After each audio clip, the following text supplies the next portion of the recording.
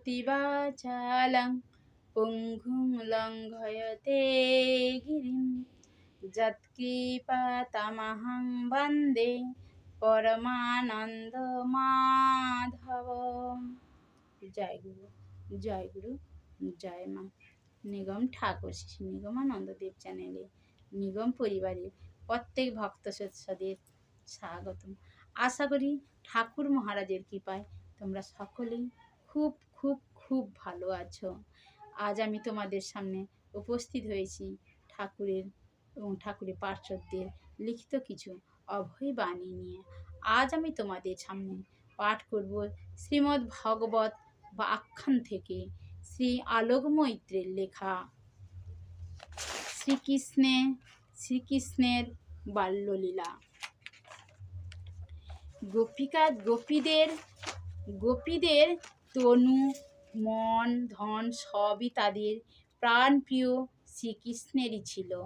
তারা সংসারে সাজীবন ধারণ করতে শ্রীকৃষ্ণেরই জন্য গৃহে থাকতেন, শ্রীকৃষ্ণের জন্য শ্রীমৎ গৃহ সম্পাদন করতেন। শ্রীকৃষ্ণেরই জন্য তাদের যোগী সুলভ পবিত্র নির্মল বুদ্ধিতে শ্রীকৃষ্ণ ব্যতীত নিজেদের কিছুই ছিল না। কৃষ্ণের জন্যই, শ্রীকৃষ্ণের সুখের জন্যই শ্রীকৃষ্ণের নিজের সামগ্রী দ্বারা শ্রীকৃষ্ণের পূজা করে শ্রীকৃষ্ণকে সুখী দেখে তারা সুখী হতেন। প্রাতঃকালে নিদ্রা ভঙ্গের সময় থেকে রাতে নিদ্রা যাওয়া পর্যন্ত তারা যে কিছুই ভাবতেন সব কিছুই কৃষ্ণের প্রাপ্তির জন্য। এমনকি তারা নিদ্রা পর্যন্ত শ্রীকৃষ্ণেই আশ্রিত থাকত। স্বপ্ন বা সুষুপ্তি দুয়ের মধ্যেই তারা শ্রীকৃষ্ণের মধুর শান্ত লীলা দেখতেন এবং অনুভব করতেন। রাত্রে দই বসবার সময় শ্রীকৃষ্ণের মাধুর্য ছবি ধ্যান করতে করতে প্রত্যেক প্রেমময়ী গোপী এই কামনা করতেন যে আমার দই যেন ভালোভাবে জন্মে। শ্রীকৃষ্ণের জন্য আমি মন্থন করে অনেক পরিমাণে উত্তম মাখন তৈরি করব, আর তা এতটুকু উঁচু শিকাতেই তুলে রাখবো যেখানে সহজেই শ্রীকৃষ্ণের নাগাল পান।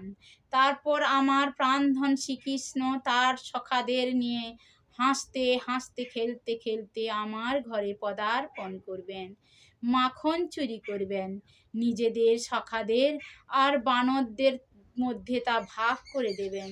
আনন্দময় ছন্দের তালে তালে নৃত্যে মেতে উঠবেন নীলা চাঞ্চল্য ও নটকিশোর আমারই অঙ্গে, আর আমি গোপন করে লুকিয়ে থেকে অলৌকিক দৃশ্য দেখব।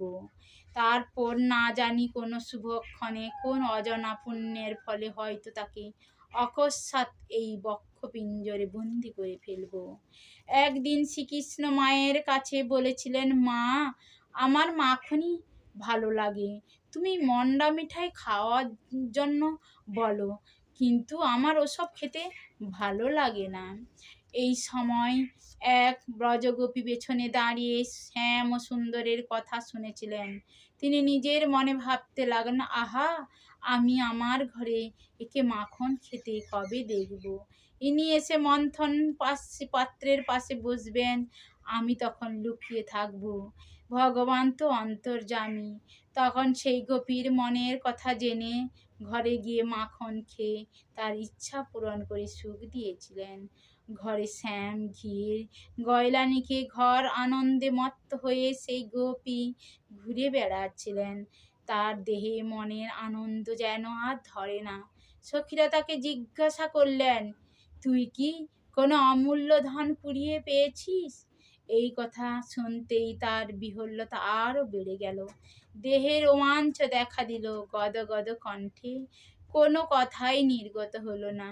সখীরা আবার বললেন, এমন কি কথা সখী যা তুই আমাদের বলতে পারছিস না? আমাদের তো শরীরই শুধু আলাদা, প্রাণ তো একই, আমরা আর তুই তো একই রূপ, তাহলে আমাদের কাছে তো লুকোনোর কি থাকতে পারে? তখন বহু চেষ্টায় সেই গোপীর মুখ দিয়ে শুধুমাত্র এইটুকুই কথা বেরোলো, আজ আমি অনুপম স্বরূপ দর্শন করেছি। এই বলতেই তার বাগরোধ হয়ে গেল।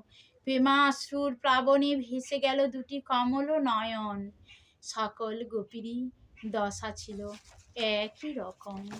জয় গুরু, জয় গুরু, জয় মা। হরে কৃষ্ণ। এই ছিল আমার আজকের পাঠ উপস্থাপনা। যদি ভালো লাগে লাইক শেয়ার মিষ্টি করে একটা কমেন্ট করে জানিও। সাবস্ক্রাইব করে আমার পাশে থেকো। ঠাকুর মহারাজের কৃপায় সবাই ভালো থাকবেন, সুস্থ থাকবেন, শান্তিতে থাকবেন। আবার দেখা হবে। জয় গুরু।